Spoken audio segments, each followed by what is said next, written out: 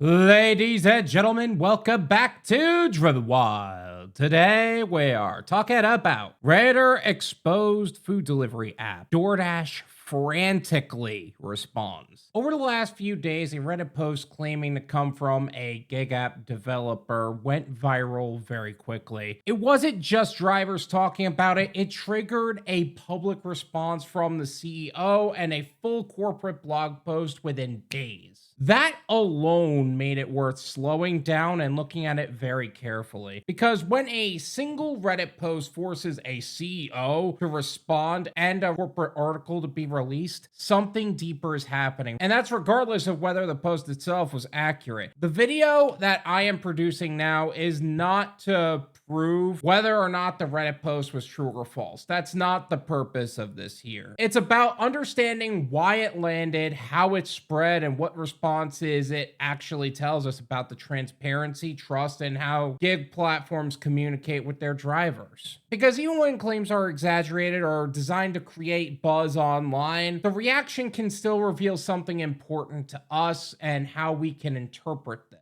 So in this video, we are talking about what this Reddit post is saying about the app they used to work for, how DoorDash and Tony Xu responded versus how it actually is, and everything in between. But before we do that, let's go over a quick disclaimer. The content of this video does not contain and is never intended to be legal, business, financial, tax, or health advice of any kind. This video is for entertainment purposes only. It is advised that you conduct your own research and consult qualified professionals before applying anything you find online. I also want to be clear that everything that we're going to be going over is very market to market and case by case. What applies to me in my market may not apply to you. And with that said, let's get started. Reddit post breakdown. So this post is something I received notice about from one of my subscribers, Ty Holloway. Thank you so much for emailing me about this and making this video possible. He sent me a partial post via photo, and I decided to look more into it. Now, I don't want to go over the full post because that's not even what was sent to me, and not to mention how much there is to go through, but the original post made several very strong claims. That certain delivery fees don't go to drivers, and that's very true. That base pay dramatically adjusts around tips, that's been proven. That drivers are behaviorally segmented based on acceptance patterns, which is something that we've proven time and time again. And that priority or express delivery doesn't always work the way people assume, which that's just marketing in a nutshell. And while we have independently discussed and tested many of these behaviors on the channel and through real world driver experience and publicly observable outcomes, the way this was presented clearly leaned into buzz and virality, especially in an economy where trust is already limited. Some of the language they chose was extreme. Phrases like desperation, score, and human assets immediately set off alarms. Those terms sound unethical, dehumanizing, and frankly unrealistic for how large companies actually document their systems. And that matters because language choices affect the credibility of the post. And to be clear, questioning the framing of this post does not mean I'm dismissing the real frustrations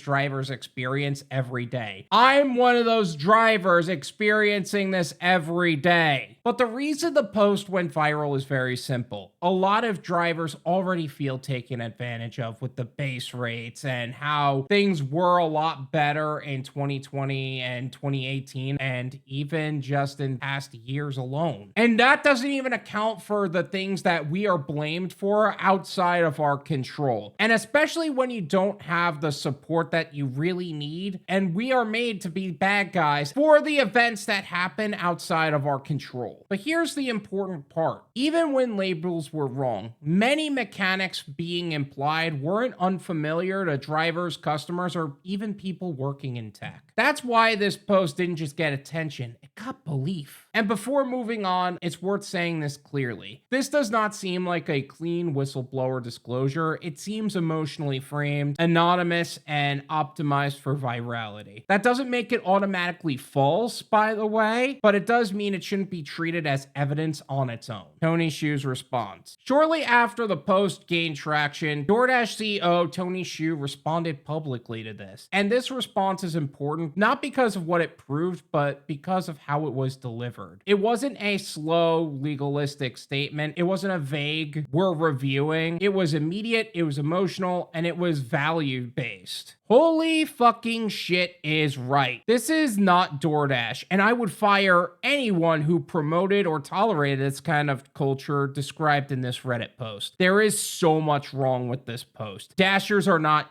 human assets. Having a metric like a desperation score is an abomination. We've never had a driver benefit fee. Why would you charge for faster delivery but not make it faster? We're not perfect by any stretch of the imagination, but we work every day to make our platform better for everyone who comes to it. What's described here is appalling, and if true, whoever is operating in this matter should be ashamed. Immediately rejecting the idea that drivers are viewed as human assets, any metric like a desperation score could exist, or the culture that was described resembled DoorDash in any way. And regardless of how some drivers may interpret their treatment over time, and it's easy to understand where that perception comes from, the tone of this response tells us something very important. When executives respond that way, they're not reacting to the technical accusation. They're reacting to the cultural narrative threat. The danger wasn't litigation. The danger was people believing this is how they think about their workers. And that distinction matters going forward. You can argue that these concerns have existed for a long time, and many drivers would agree. But what made the situation different wasn't that the claims were new. Everybody and their mother wants to make that point. But they were framed as coming from someone who appeared to understand the internal systems of whatever company they worked for. And that perception alone gave the post more gravity, regardless of whether the claims themselves were accurate. DoorDash's official response. Soon after, DoorDash published an article titled "How DoorDash is Different." The article is not a technical breakdown of algorithms. It's a narrative anchor, something journalists, regulators, and employees can point to as the company's official stance. And the structure is very telling. Each major claim from the Reddit post is addressed by rejecting the specific terminology, the framing, and the implication of intent. We don't have a desperation score. We don't call drivers human assets. We don't have a driver benefit fee. And whether or not those denials may be accurate or not, they're important to state. But what the article does not do is walk the readers through step by step how base floors are actually calculated. Even though they have a help page that breaks it down, it doesn't actually break it down properly. They don't break down how desirability factors actually influence offers. They don't break down how express delivery affects the batching of offers from host and leech to just putting two decent ones going in the same direction together, or just putting a bunch of no-tip offers onto the same pathway. And they don't go over how incentives shape driver behavior over time. And again, that's not wrongdoing. It's a form of selective explanation that's very common in corporate communications. And the article protects value and branding first, not mechanical understanding.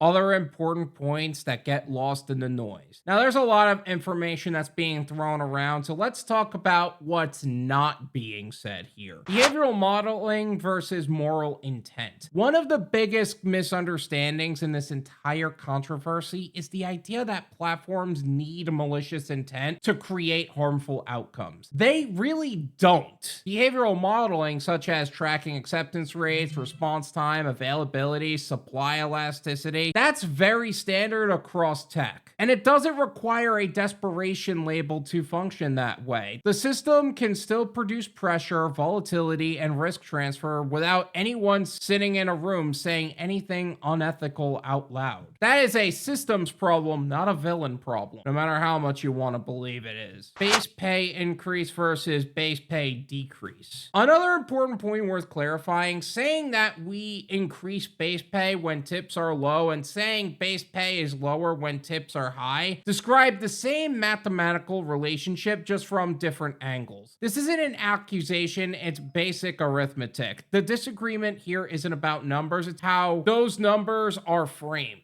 Why this story spread so fast. The most important signal of all wasn't the Reddit post itself, it was the world's reaction to it, really. Drivers, customers, and even people in other industries immediately said, "This sounds like how systems I've dealt with work. And that doesn't mean the claims were accurate. It means people already feel that the system is opaque. When people don't understand how decisions are made, they fill in the gaps themselves. Final thoughts. This situation doesn't prove that the Reddit post was true. It also doesn't prove that DoorDash was lying. What it does prove is something more subtle and more important. Fragmented, sanitized explanations leave room for speculation, even when no one is hiding anything. The Reddit post was exaggerated and dramatized. The CEO's response defended culture. The corporate article denied framing. But nowhere did we get a neutral system-level explanation that connects all the dots in blame terms. So drivers aren't missing information. They're missing context. You don't fix that gap by shaming platforms. You also don't fix it by pretending distrust comes from nowhere. You fix it by explaining how the systems work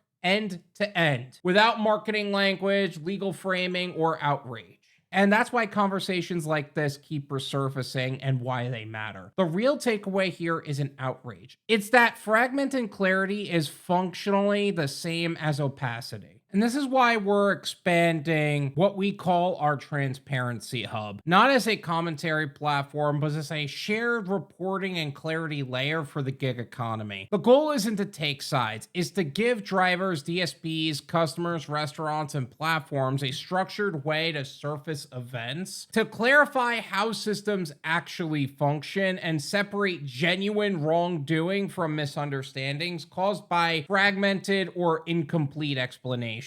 We've already started building this out with tools like our EasyCater tip verification form, and what's coming next is a more robust system-wide approach that supports accountability, alignment, and internal governance across all parties involved. So if you're actively taking EasyCater orders on any platform, you're free to use that tool right now. And as always, stay tuned for additional updates as we continue building out our systems under our internal governance and transparency program. The gig economy works because of the people operating within it, and a more transparent and fair future comes from better alignment across all sides of the system. Guys, thank you so much for watching. I really appreciate it. Make sure to hit the like button, subscribe. Check out my website, drivenwyld.com, if you would like to learn more about some of the services and gig platforms that we have talked about in the past and are offering to gig workers today, such as our EasyCater tip verification tool. And if you want to stay on the cutting edge of what's happening in the gig economy today and be in the know of what most people are talking about, make sure to check out our new channel, the Gone Wild Live Clips and Podcast, where we take the live streams we hold on Thursdays at 9 p.m., cut them down to more digestible clips, and have them posted here. Also, check out my Patreon for more exclusive clips, full-length live stream replays, and other membership perks for self-employed individuals who want to grow and scale their